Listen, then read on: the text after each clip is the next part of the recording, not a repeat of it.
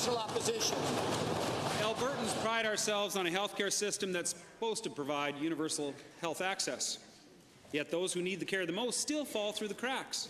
Haley Chisholm, a teenager from High River who desperately needs access to a drug called Solaris to keep her kidneys functioning, is an example of that.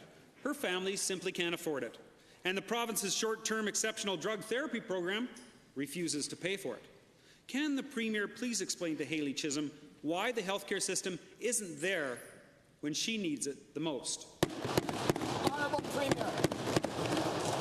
Well, Mr. Speaker, first of all, our Minister of Health, I'm sure, will look into that matter. Although, generally speaking, I will say that one of the things that we need to do if we're going to reduce the rate of increase in health spending is that we can't go forward with 6, 8, 10% increases every year, and that drugs is one of those things. That being said, on cases like this, we need to be looking at it, and it will be looked at. But please, Mr. Speaker, to the members opposite, you can't take $2 billion out of operating expenses and not restrict people's access to public health care, and these guys are engaging in magical thinking if they don't understand that. Thank you, Honourable Premier. First supplemental. Very insensitive, Mr. Speaker. Haley's doctor has talked to physicians in the United States who've used Solaris successfully to treat patients suffering from the same condition as Haley. But in Canada, our universal healthcare system won't even allow drug trials for this condition because not enough people suffer from it. So Health Canada says it's not worthwhile to fund it. Unbelievable. Haley Chisholm is not just a number, and the province should step up and recognize this. Will the Premier today, right now, commit to reviewing the provincial regulations that prevent Alberta Health from funding Haley's treatment? Honourable Premier.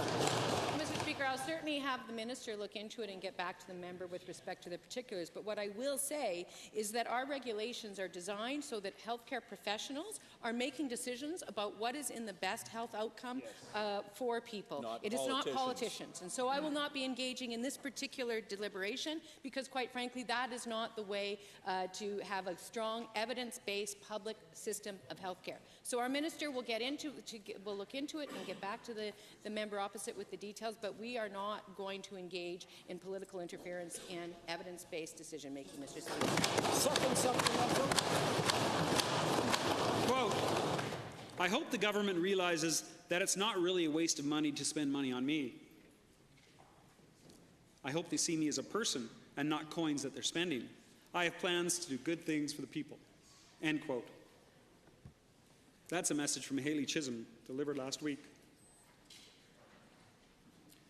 The way we treat people in our healthcare system needs to change. It doesn't need to be so cold and uncaring. I believe the Premier would agree. Will she commit to making the systematic changes needed to support Albertans suffering from rare diseases like Haley Chisholm, or not?